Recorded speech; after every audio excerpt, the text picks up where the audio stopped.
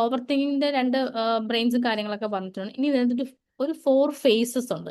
ഈ ഒരു ഫേസും കൂടി പറഞ്ഞുതരാം. അതായത് ഒരു ഓവർ തിങ്കിങ് ചെയ്യുന്ന സമയത്ത് ഫസ്റ്റ് വരുന്ന ഫേസ് ട്രിഗർ ആണ്. ഈ ട്രിഗർ എന്ന് പറഞ്ഞാൽ ചിലപ്പോൾ ഒരു ഇൻസിഡന്റ് ആവാം, അല്ലെങ്കിൽ ഒരു ഇമേജ് ആവാം, അല്ലെങ്കിൽ ഒരു വാക്കാവാം, അല്ലെങ്കിൽ ഒരു തോട്ട് ആവാം. ഇങ്ങനെ ഏതെങ്കിലും ഒരു കാര്യമായിരിക്കും വരുന്നത്. അതിന് നമ്മൾ ഫേസ് 1ലാണ് ഇടുന്നത്. ഫേസ് 1ൽ ഇട്ട് കഴിയുമ്പം രണ്ടാമത്തെ ഫേസ് എന്ന് പറഞ്ഞാൽ റീപ്ലേ ആണ്.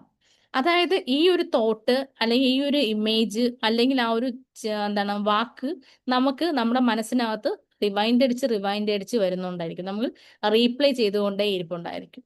അതാണ് ഫേസ് 2ൽ വരുന്നത്. ഫേസ് 3 എന്ന് പറഞ്ഞാൽ ഇമോഷണൽ ലോഡാണ്. അതായത് നമ്മുടെ ആ ഒരു വാക്കും അല്ലെങ്കിൽ അത് റീപ്ലേയും ചെയ്യുന്ന സമയത്ത് നിങ്ങളുടെ മനസ്സിലകത്ത് സ്വാഭാവികമായിട്ട് ഇമോഷണൽ ലോഡ് വരും. അതായത് ഇമോഷണൽ ലോഡ് എന്ന് പറഞ്ഞാൽ സങ്കടം, എന്താണ് ദേഷ്യം, അല്ലെങ്കിൽ ഫിയർ, ഇങ്ങനെയുള്ള ഇമോഷൻസ് നിങ്ങൾക്ക് വരാനായിട്ട് തുടങ്ങും.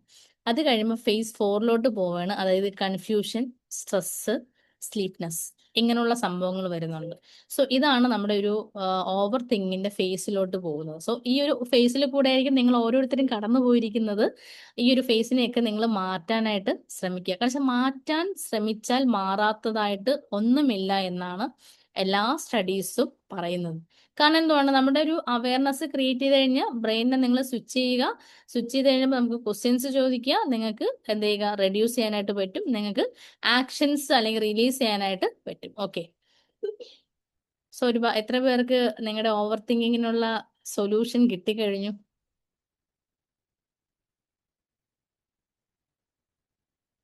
നിങ്ങൾ ഇത്രയും നാൾ അന്വേഷിച്ചുകൊണ്ട് നടന്ന ആ സൊല്യൂഷൻ കിട്ടിയവര് എസ് എന്ന് ടൈപ്പ് ചെയ്യാം. യെസ്. കാരണം വെച്ചാൽ നിങ്ങൾ ഒരിക്കലും നിങ്ങളുടെ ഓവർ തിങ്കിങ്ങിനടുത്തുകൂടെ ഫൈറ്റ് ചെയ്യാൻ പോകരുത്. ഒബ്സർവ് ചെയ്യുക, ആ ഒരു സിറ്റുവേഷനെ ഹാൻഡിൽ ചെയ്യാൻ പഠിക്കുക. തോട്ട്സ് വന്നു കഴിഞ്ഞാൽ നമ്മൾ റെസിസ്റ്റ് ചെയ്യാൻ നോക്കണ്ട, ജസ്റ്റ് നോട്ടീസ് ചെയ്താൽ മതി. നമുക്ക് എപ്പോഴും ചിന്തകൾ വരും. എല്ലാ മനുഷ്യനും ചിന്തകൾ വന്നുകൊണ്ടേയിരിക്കണം. അതായത് ഓവർ തിങ്കിങ് ഇല്ലാത്ത ആൾക്കാരൊന്നും ഇല്ല. അതായത് ഓവർ തിങ്കിങ്ങിനെ നമ്മൾ തിങ്കിങ് പവർഫുൾ ആക്കി മാറ്റുകയാണ് ചെയ്യുന്നത്. അപ്പം തോട്ട് അലയുണ്ടാക്കുമ്പോൾ നമുക്ക് സൊല്യൂഷൻസ് കിട്ടുന്നുണ്ടായിരിക്കും. അതുപോലെ സ്കാറ്റേർഡ് ആയി കിടക്കുകയാണെങ്കിൽ നിങ്ങൾക്ക് സ്ട്രെസ് ആയിരിക്കും വരുന്നത്. അപ്പം നിങ്ങൾക്ക് ഇന്നു മുതൽ അറിയാം നിങ്ങളുടെ തോട്ടുകളെ എന്തിലോട്ട് കൊണ്ടുവരണം എന്നുള്ള കാര്യം. നിങ്ങൾക്ക് സ്ട്രെസ്സിൽ കൊണ്ടുവരണോ അതോ സൊല്യൂഷനിലോട്ട് കൊണ്ടുവരണോ എന്നുള്ള കാര്യം നിങ്ങൾ പഠിച്ചു കഴിഞ്ഞു.